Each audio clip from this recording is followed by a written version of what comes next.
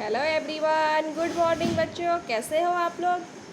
बच्चों, आज हम देखेंगे हमारा अगला चैप्टर जो कि अभ्यास 10 है, पार्ट 10 है, जिसका नाम है आपसी सहयोग। आपसी सहयोग मतलब एक दूसरे की सहायता करना, इसका मतलब होगा। हमारे चैप्टर का नाम है आपसी सहयोग, जिसका मतलब होगा आपसी सहयोग। ओके, तो मतलब एक दूसरे की आपस में सहायता करना। ओके बच्चों, तो बच्चों अब हम देखेंगे हमारा इस चैप्टर से हमें क्या शिक्षा मिलती है, ये हमारे कविता हमें क्या कह रही है, और इसके पढ़ेंगे इसको और इसका अर्थ जानेंगे बच्चों।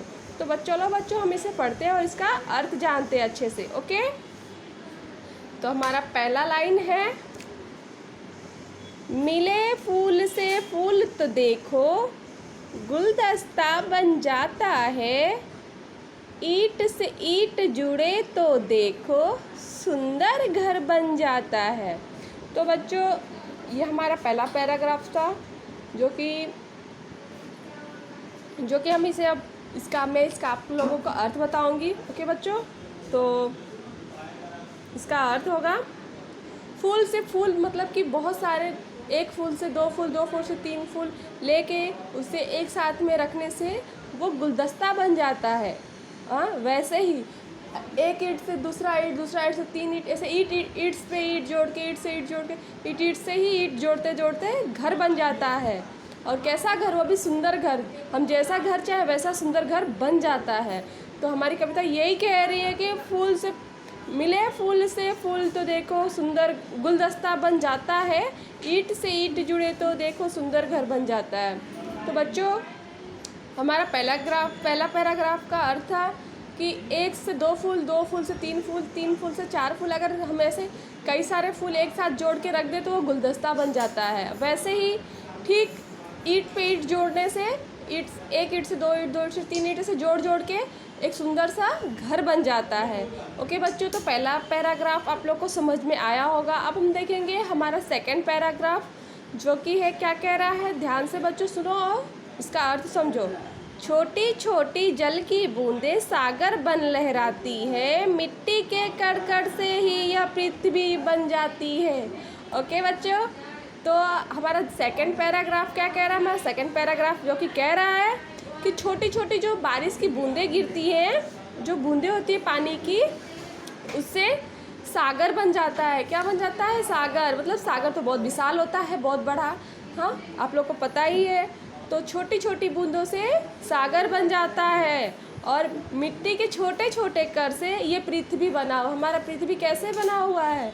छोटे छोटे मिट्टी के कणों से ही बना हुआ है। ओके, तो फिर से मैं इस सेकंड पैराग्राफ को आपको पढ़ के बता दूंगी।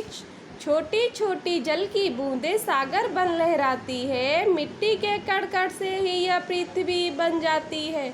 ओके बच्चों, तो मैंने सेकंड पैराग्राफ भी और उसका अर्थ दोनों आपको पढ़ के समझा दिया। अब हम देखेंगे हमारा थर्ड पैराग्राफ, तीसरा पैराग्राफ क्या कह रहा है, उसका अर्थ क्या होगा। ओके बच्चों, तो देखते हैं। पल पल छोटा लगता है पर इससे युग बन जाता है, पल पल का जो मोल समझता बुद्धिमान कहलाता है। ओके बच्चों, तो ये हमारा तीसरा जो पैराग्राफ है वो कह रहा है, पल पल छोटा लगता है, हर छोटे छोटे से समय बहुत छोटे लगते हैं, पर ये छोटे छोटे समय से ही जुड़ के एक युग बन जाता है, एक इतिहास बन जाता है, एक समय बन जाता है। जो जैसे कि हमारी पहले की छोटे छोटे समय, छोटी छोटी बातें से आज वो युग बन गया है। पिछली बातें हमें याद आती है तो ये युग की तरह हम याद करते हो। ओके, अब हम देखेंगे, पल पल का जो मोल समझता बुद्धिमान, जो हर एक छोटे छोटे समय का, हर एक एक मिनट का, हर एक समय का, हर एक पल का महत्व समझता है, मोल समझता है, वही बुद्धिमान कहलाता है, वही समझदार व्यक्ति होता है, वही समझदार आदमी, इंसान होता है। ओके बच्चों, तो फिर से मैं थर्ड पैराग्राफ आपको पढ़ के एक बार फिर से सुनाऊंगी। पल पल छोटा लगता है पर इससे युग बन जाता है, पल पल का जो मोल समझता बुद्धिमान कहलाता है। ओके बच्चों, तो पल पल से छोटा पल, एक एक पल से छोटा छोटा युग बन जाता है। मतलब एक एक छोटे छोटे समय से, छोटे छोटे समय से एक इतिहास बन जाता है, एक युग बन जाता है। वैसे ही ठीक पल पल का जो मोल समझता है, हर छोटे छोटे समय का, हर वस्तु का, हर समय का, हर एक मिनट का, हर एक घंटे का जो महत्व समझता है, जो उसे समझता है, वही एक समझदार बुद्धिमान व्यक्ति इंसान कहलाता है। ओके बच्चों, तो एक बार फिर से मैं ये पूरा पोयम कविता आपको पढ़ के आपको सुनाऊंगी, आप लोग भी ध्यान से सुनिएगा। ओके।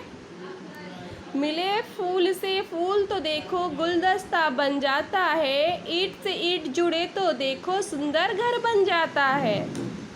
छोटी छोटी जल की बूंदें सागर बन लहराती है, मिट्टी के कण से ही यह पृथ्वी बन जाती है।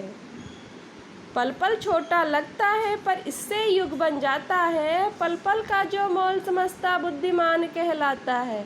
ओके बच्चों, इस तरह से मैंने आप लोगों को पूरा पोयम पढ़ दिया, पढ़ के समझाया और इसका अर्थ भी बताया बच्चों। तो आप लोग को सिर्फ मैंने पढ़ दिया इससे काम नहीं चलेगा, आप लोग को भी एक बार पढ़ना है, इसका अर्थ समझना है।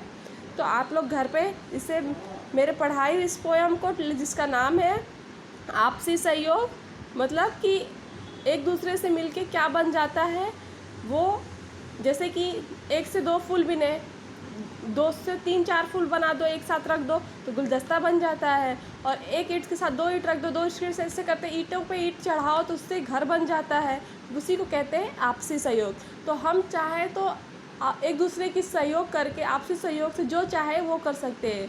आपस में मिलजुल कर हम कोई भी कार्य, कोई भी काम कर सकते हैं। उसी को कहा गया है आपसी सहयोग, एक दूसरे की सहायता करना। ओके बच्चों, तो आप लोग को समझ में आ ही गया होगा हमारा चैप्टर 10th। अब हम देखेंगे, अब आप लोग को इसे अच्छे से पढ़ना है। ओके, अब आप लोग को मैं होमवर्क में देती हूँ, जिससे क्या करना है, हमारे चैप्टर में शब्दार्थ है जो कि आप लोग के बुक में है, आप लोग को ध्यानपूर्वक इसे कॉपी में लिखना है। ओके बच्चों, तो पूरा शब्दार्थ अच्छे से डेट डाल के, चैप्टर डाल के, उसका नाम डाल के उसे अच्छे से आप लोगों को लिखना है। ओके, और बच्चों तब तक के लिए बाय बच्चों, हम नेक्स्ट वीडियो में मिलेंगे हमारे क्वेश्चन आंसर के साथ। ओके, प्रश्न उत्तर इसका हम लिखेंगे, तब तक के लिए आप लोग बाय। और इसे अच्छे से पढ़ के आप लोग ध्यान से शब्दार्थ इसका लिख लीजिएगा। ओके।